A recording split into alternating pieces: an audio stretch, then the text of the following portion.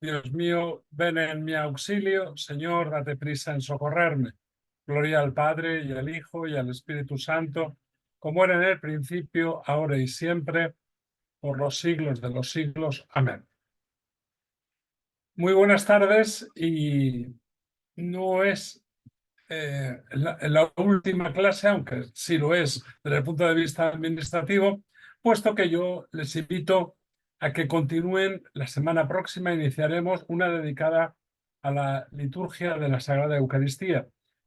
No tanto, ya les digo, como a liturgia en el sentido de qué son los colores, cuáles son las lecturas, sino al sentido espiritual profundo, al simbolismo, a todo lo que está en esos actos, en esos ritos que celebramos cuando celebramos la Eucaristía. Eso se llama eh, catequesis mistagógica, es decir, la catequesis que se da desde el misterio. No para nosotros ir a contemplar el misterio, sino dentro del misterio contemplando lo que lo rodea. Pero concluyamos la parte que hemos hecho de la liturgia de las horas, pues con 4 o 5 recuerdos. Este último día no va a ser nada nuevo, sino recordar. Una, y la más importante de todo, recuerden que es después de la Sagrada Eucaristía la liturgia que la Iglesia recomienda. Es decir, no es una devoción más, no es una cuestión pues que de repente un santo, una santa, un vecino, mi párroco o alguien tuvo una idea así como lúcida y dijo, ay, vamos a inventarnos la liturgia de las horas. No. Ya viene desde el Antiguo Testamento. Jesús, María, por supuesto, porque eran judíos y practicaron prácticamente los mismos salmos y en las mismas horas que nosotros lo hacemos. La Iglesia lo ha hecho desde el principio, desde sus orígenes, porque cantar los salmos, cantar los cánticos y dar gracias a Dios ha sido parte complementaria, parte que viene, que se deriva de la propia Eucaristía. Antes no se celebraba como ahora misa todos los días.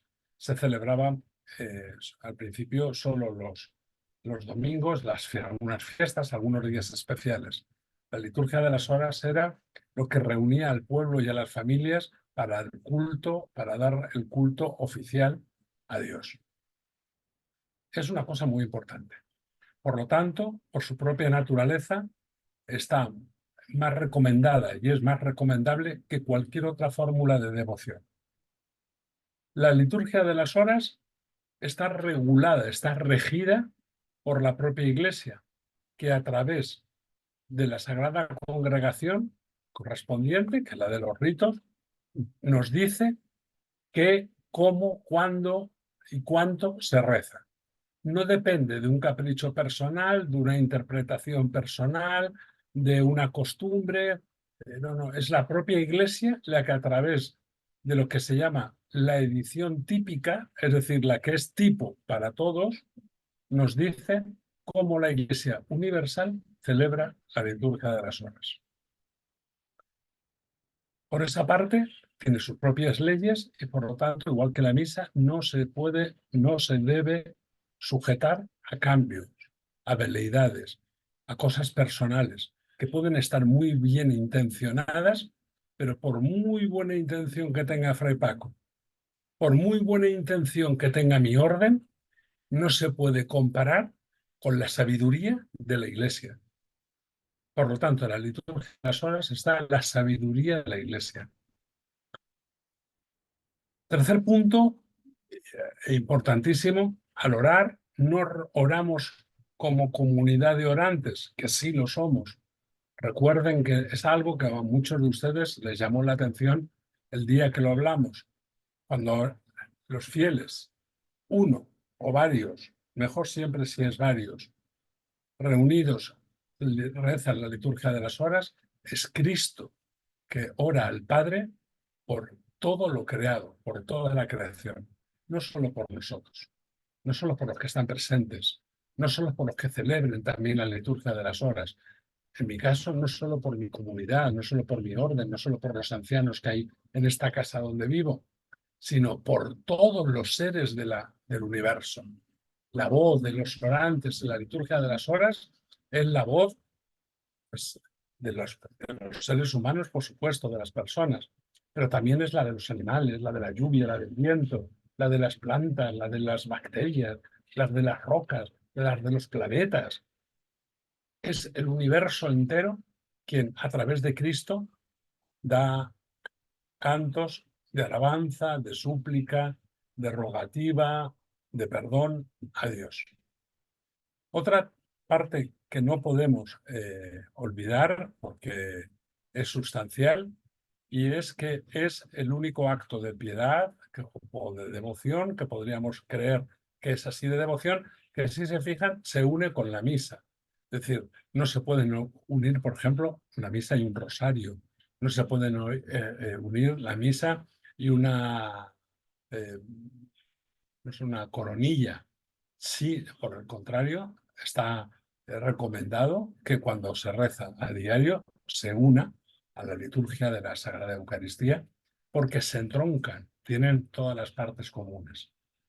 Lo recuerdo, aunque sé que ustedes ya lo recordarán, pero se lo recuerdo, que cuando se rezan los salmos, el himno y los salmos de la liturgia de las horas, se suprimen los ritos iniciales de la misa, de la Eucaristía, porque tienen esa equivalencia.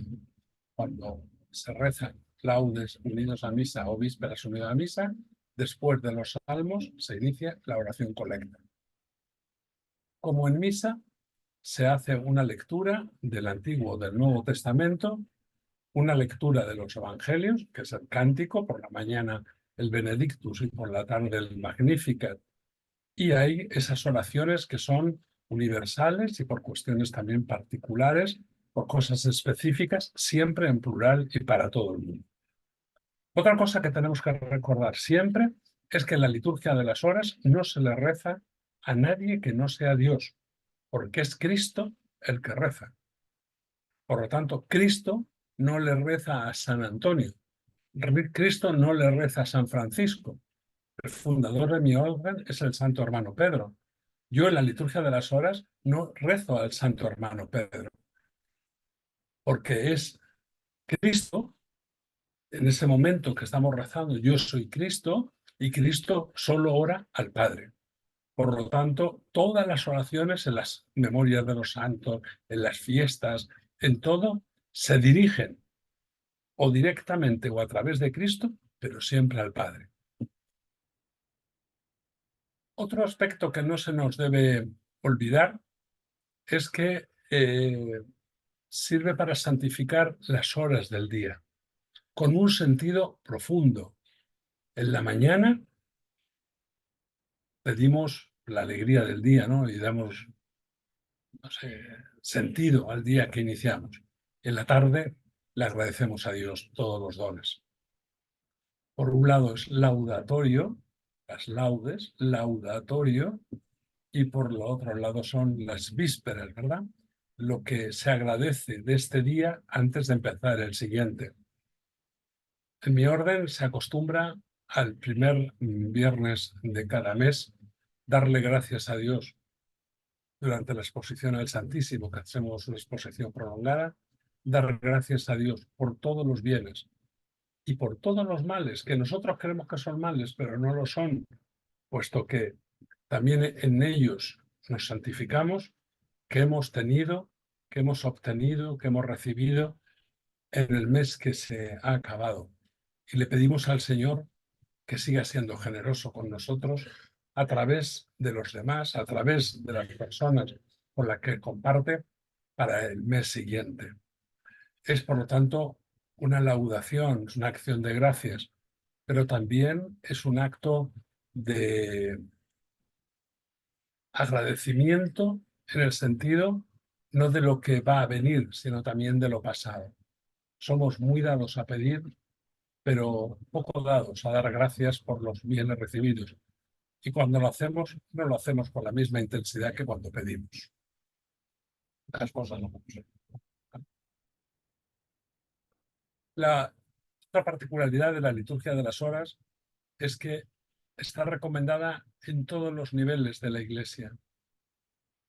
Todos los consagrados, ya sean los obispos, incluido el Papa, los presbíteros, los sacerdotes, los diáconos, ya sean permanentes o transitorios, porque están estudiando para ser sacerdotes, los seminaristas, los religiosos contemplativos, las religiosas contemplativas, las hermanas religiosas de vida activa, los hermanos religiosos de vida activa, como es mi caso, las vírgenes consagradas, las viudas consagradas, los solteros consagrados, todos los institutos de una forma o de otra relacionados con la Iglesia tienen en sus constituciones, a mí no me gusta la palabra, pero es así como se llama, en sus obligaciones, tienen la de orar o toda o parte de la liturgia de las horas del día. Y la Santa Iglesia, que tanto muchas veces los seglares, los laicos seglares, piden tener responsabilidades dentro del orden, que me van a permitir una palabra que aunque no es del todo así, pero a veces parece eso. Hay muchos seglares, muchos laicos que pretenden jugar a ser diáconos o a ser curas o a ser a veces hasta obispos. Pues les recuerdo que en la liturgia de las horas todos estamos llamados al mismo ministerio. Ahí no hace falta ser obispo o ser ama de casa. No hace falta ser el Santo Padre o ser carpintero. No hace falta ser doctor en teología ni tener los justos conocimientos para leer. A ese ministerio, al de dar gracias a Dios a través de los salmos en la liturgia de las horas, estamos llamados todos los cristianos. Porque la liturgia de las horas no solo la rezamos los católicos de rito latino, también la rezan con sus pequeñas peculiaridades las iglesias católicas de rito oriental, que son otras 23 iglesias. No solo somos los latinos, están todas las iglesias de rito oriental. Están también las otras iglesias que sin una unión perfecta con el Papa, como son el caso de los ortodoxos, también se unen en la liturgia de las horas. También la rezan algunas confesiones, esas que llamamos tradicionalmente protestantes, como son anglicanos, estoy diciendo de memoria, pero creo recordar que también baptistas, metodistas y en algunas que otras tienen también formas de la liturgia de las horas. Es decir, el rezo de la liturgia de las horas ha permanecido en casi todas las iglesias cristianas vivo. Por lo tanto, algo tiene para que incluso los que en un momento dado, pues como esas familias que se regañan por unas palabras, nos hemos mantenido un poco distantes, que no separados, solo distantes, también han conservado la oración de la liturgia de las horas. Por tanto, todos tenemos el derecho a participar en ese ministerio universal que nos une. En la liturgia de las horas se celebra la palabra, se celebra la vida, se celebra todo lo que nos ha dado Dios, todo lo que está pendiente por darnos, pero sobre todo se nos abre la luz de la mente y del corazón a entender un poco más los misterios de Dios. Entenderlos de todo no se puede, porque dejarían de ser misterios y entonces perderían su sentido, pero podemos ver un poco más de luz. La liturgia de las horas supone una unión con Cristo casi tan fuerte como en la comunión, que Cristo se ofrece por nosotros, para que nosotros seamos con Él como Él.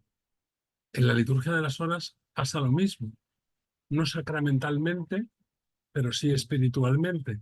Nos cristificamos, nos constituimos en Cristo y somos la voz de Cristo que ora al Padre. Después de más de 3.000 años, 1.000 y algunos antes de Cristo y después de Cristo, todos los que han creído en Dios, en un solo Dios, de una forma o de otra, han rezado la liturgia de las horas. Los judíos rezan la liturgia de las horas con otra forma, pero rezan las mismas horas. Nosotros rezamos esas mismas horas adaptadas al cristianismo, pero incluso los musulmanes, varias veces al día, a las mismas horas que nosotros hacemos las horas, paran para hacer también una forma de la liturgia de las horas.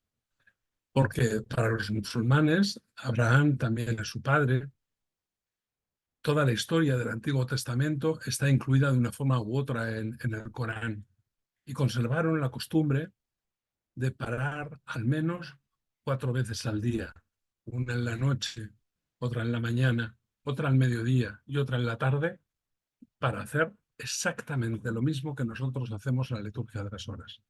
Dar gracias a Dios, pedirle lo que se necesita y unirnos con Él en la intimidad. Es algo que nos une a pueblos, fíjense, oficialmente separados, pero en el fondo Cristo nos une a todos. Y eso se puede saborear cuando uno recita la liturgia, la hace vida, la hace una práctica vida. Generalmente en los religiosos y en los consagrados se dice que cumplir lo que está en las constituciones se llama obligaciones constitucionales. A mí es una palabra que bien entendida me parece preciosa, pero casi siempre que obligaciones que es como contra mi voluntad, porque parece que solo nos obligan a aquello que no nos gusta. Eso no es así en realidad en castellano, porque la palabra obligado significa agradecido. De hecho, en algunas lenguas, como en portugués, todavía para decir muchas gracias se dice obrigado. Entonces, es gracias a que tengo que hacer eso, gracias al que en mis constituciones está la liturgia de las horas, gracias a que tengo esa obligación, ese obligarme a mí a participar de las gracias, de la gloria de Dios, puedo hacer esa vivencia excepcional, que la puedo hacer en mi casa, a la hora que puedo, la puedo hacer con una comunidad, aunque no sea en la iglesia, porque incluso a los que rezamos la obligación de coro, o sea que tenemos la obligación canónica de rezar el coro, no el coro no necesariamente en la iglesia. En una casa como la mía, que es un hogar de ancianos, pues vamos a la capilla. Pero imagínense que estuviéramos, yo que sé, en un hospital y la comunidad es una pequeña parte del hospital, puede tener una habitación que se llama el coro porque se reza allí, no por otra cosa. No es porque sea un balcón dentro de la capilla, sino porque es donde se reúne el coro. Entonces, la obligación no es en el templo. Bendito Dios cuando así se hace, sobre todo cuando se hace en presencia del Santísimo, ya sea eh, reservado en el sagrario o ya sea expuesto. Pero que unos vecinos se reúnan en casa para rezar juntos la liturgia de las horas, los constituye en coro. Están a coro porque están juntos. Y coro significa eso, que rezan juntos, que rezan lo mismo y que procuran con aquello que tantas veces se nos dicen, pero que tal vez tan difícil es que a veces lo hagamos. Procurar constituirnos en un solo cuerpo, que es el de Cristo, en un solo corazón, que es el de Cristo, y eso hacerlo con toda nuestra mente, con nuestra voz y con nuestros sentimientos. En la liturgia de las horas, la belleza es importante, pero la unidad es más importante todavía. Yo canto fatal, tengo una voz horrible, me defiendo en cosas pequeñas y rutinarias, pero nunca he sido, pues, no he gozado de una voz privilegiada, cosa que le agradezco a Dios, porque eso me ha hecho no ser individualista o querer lucirme en el coro. Me imagino que a la gente que canta muy bien le cuesta mucho adaptarse al coro, porque tienen que perder de su individualidad para ganar de la unidad.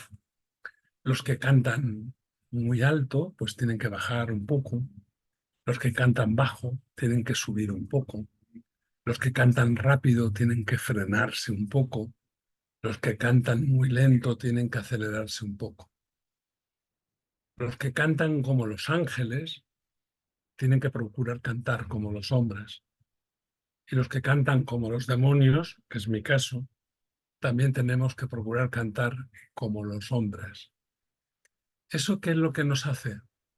Salir de nosotros mismos, dejar de ser lo que somos, nuestro egoísmo, ser la referencia, nuestra egolatría, ¿no? Todo soy yo, lo importante soy yo, lo maravilloso soy yo, para darme cuenta que cuando estoy reunido con los demás, cuando estoy reunido con los demás que oran, presencialmente o en la distancia, soy Cristo y en Cristo todos somos iguales. Mi mano izquierda y mi mano derecha son similares, con pequeños matices, pues porque con una escribo y con la otra no tengo esa habilidad. El oído izquierdo, derecho, perdón, me funciona ya a medio gas, por no decir menos, pero sigo teniendo su compañero, el derecho, que oye lo que a él falta. En el ojo izquierdo tengo una pequeña catarata. Si lo cierro veo, pero no del todo. Mi ojo derecho, que todavía funciona un poco, le ayuda al izquierdo en ver con la catarata. ¿Qué es lo que les quiero decir con esto? Que no importa que mi oído derecho oiga poco, si el izquierdo le ayuda a oír. Eso también sucede en la liturgia de las horas, porque no es el derecho que está solo y el izquierdo que está solo, están los dos juntos. Y la armonía que no tiene el derecho la pone el izquierdo. Y eso nos va haciendo ser más humildes. Es decir, sabiendo que yo soy valioso, pero soy más valioso cuando estoy con los demás. Los demás son importantísimos en mi vida. Y eso, cuando cantamos a coro, es en los momentos en que más nos damos cuenta de ello. Me imagino que han oído que ha sonado la campana. Esos 3 toques avisan que va a comenzar el rosario en nuestra capilla. Hemos procurado siempre a lo largo de la historia nuestra como orden que las personas que viven en nuestra casa, si quieren, porque nunca hemos obligado o lo hemos impuesto o incluso solo les animamos a si quiere que nos acompañen en el rosario que rezamos primero y después en las vísperas. Más de la mitad de los ancianos que viven en esta casa no son católicos. Algunos, muy pocos, no creen en nada y otros son evangélicos y nos acompañan. Y nos acompañan a rezar y lo explican ellos con claridad. Dicen, yo no estoy a lo mejor del todo de acuerdo en lo que rezan, pero se siente tan acogedor sentarse a la capilla y musitar, rezar, murmurar las oraciones con ustedes. Pues eso, esa sensación un poco de paz, aquello que diría Benedicto XVI, ¿no? Esa pregustación de la gloria, sucede no porque cantemos como los ángeles, sino por el amor que ponemos al hacerlo. Porque al final, en la liturgia de las horas, como en todos los actos de Dios, es el amor lo que prevalece, no la calidad de la voz, que ojalá que la tengan muy buena, no el ritmo perfecto de la métrica, que ojalá que lo tengan muy bueno, no la belleza de donde canten, que ojalá que estén en un sitio maravilloso, pero es que no se trata de eso. Lo que se trata es de descubrir que somos parte de la maravilla de la creación y que en nombre de esa creación cantamos las glorias y la alabanza a Dios.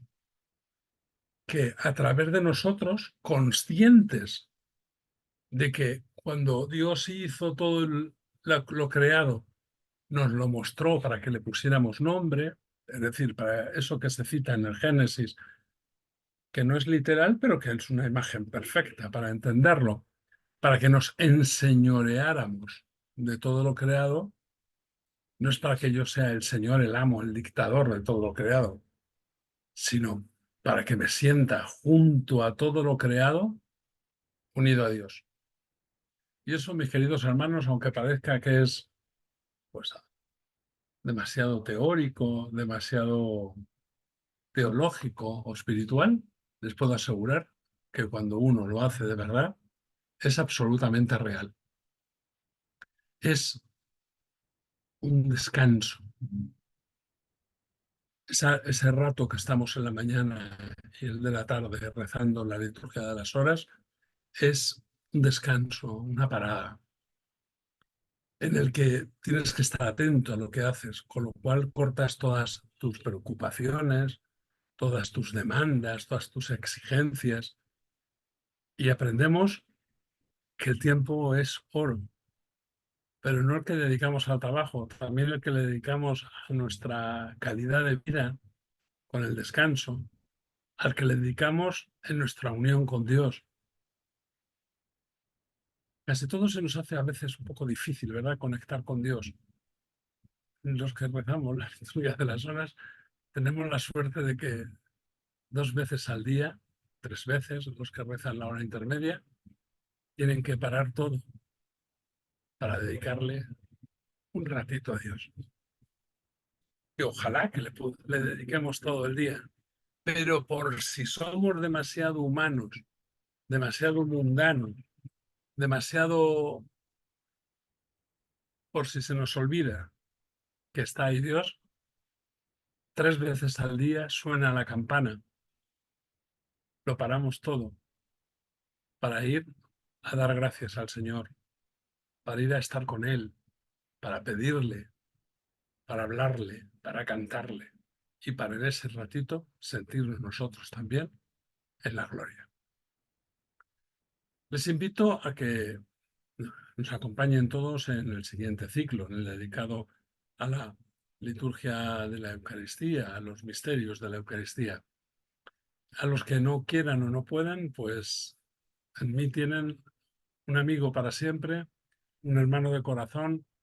eh, Aunque se acabe el curso, si alguno tiene alguna cosa y quiere escribírmela por correo, yo seguiré atendiéndoles. No es que vaya a borrar mi correo 10 minutos después de la charla de hoy para no tener que oírles más, y que siempre será un placer volver a encontrarnos por este medio. A los que estén en Guatemala, y si una vez me los tropiezo en la calle, pues me saludan. Yo soy muy despistado, entonces háganme ustedes la caridad de saludarme cuando me encuentren. Y a los que no nos volvamos a ver en los siguientes o no nos encontremos, pues como en el cielo nos vamos a pasar la eternidad juntos, eh, no me despido con un adiós, sino con un hasta pronto. Si les parece, vamos a pasar a las preguntas y yo espero que hoy sean muchas y del tema.